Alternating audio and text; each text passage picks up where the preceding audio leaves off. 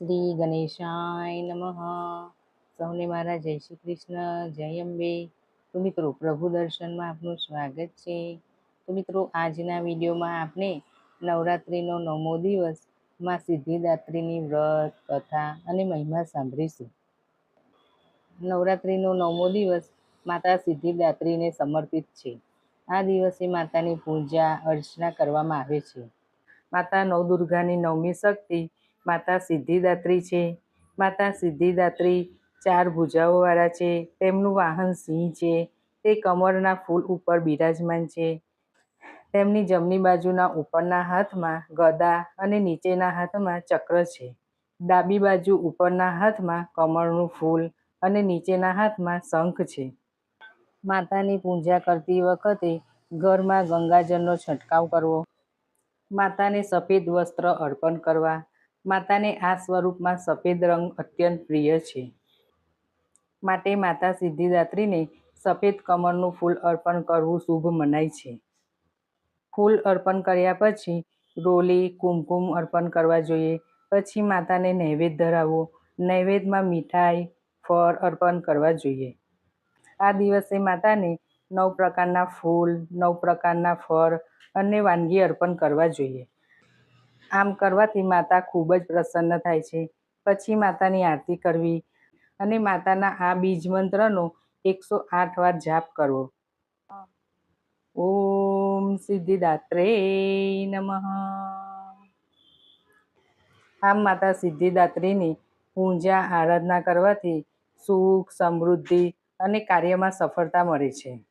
માતા સર્વ સિદ્ધિ પ્રદાન કરે છે. માતાની પૂજા કરતી વખતે આપનું બધું જ ધ્યાન નિર્વાણ ચક્ર, જે આપના કપાળની વચ્ચે સ્થિત હોય છે, ત્યાં લગાવવું જોઈએ.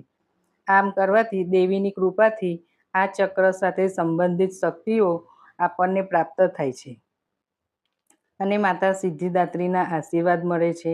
નવરાત્રિના 9 દિવસ નવદુર્ગામાના 9 સ્વરૂપની પૂજા, ઉપાસના કરવી જોઈએ અને વ્રત પણ કરવું જોઈએ.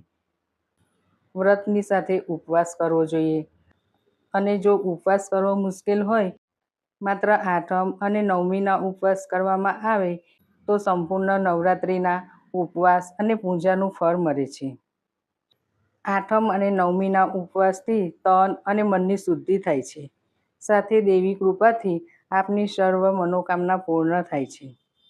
9મીના દિવસે 9 કુમારી કન્યાને ભોજન કરાવવું અને પૂજા કરવાનું શુભ માનવામાં આવે છે. હવે સાંભળીશું કથા. એક દંતકથા અનુસાર ભગવાન શિવે તમામ 8 સિદ્ધિઓ પ્રાપ્ત કરવા માટે માતા સિદ્ધિદાત્રીની કઠોર તપસ્યા કરી હતી.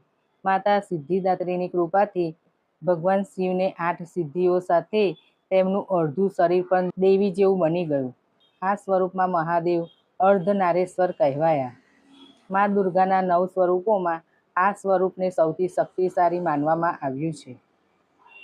માર્કંડેય પુરાણ પ્રમાણે દેવતાઓએ પણ 9 દિવસ દેવીની વિશેષ પૂજા કરી હતી. દેવરાજ ઇન્દ્રએ રાક્ષસ વૃતાસુરનો વધ કરવા માટે માતા દુર્ગાની પૂજા અર્ચના કરી હતી અને ભગવાન શિવે ત્રિપાસુર દૈત્યના વધ માટે માતા ભગવતીની પૂજા કરી હતી. જગતના પાલનહાર વિષ્ણુજીએ મધકૈટક નામના 2 અસુરોનો વધ કરવા માટે માતા દુર્ગાની પૂજા કરી હતી. વાલ્મીકી રામાયણમાં પણ શક્તિ પૂજાનું વર્ણન કરવામાં આવ્યું છે, જેમાં ભગવાન રામે રાવણના વધ પહેલા દેવીની પૂજા કરી હતી. દેવી માતાના આશીર્વાદથી જ ભગવાન રામને અમોઘ બાણ મળ્યું હતું, જેનાથી તેઓ રાવણનો વધ કરી શક્યા હતા. પાંડવોએ પણ પોતાની શક્તિ વધારવા માટે ધર્મના માર્ગે વિજય પ્રાપ્ત કરવા માટે દેવી માતાની ઉપાસના કરી હતી.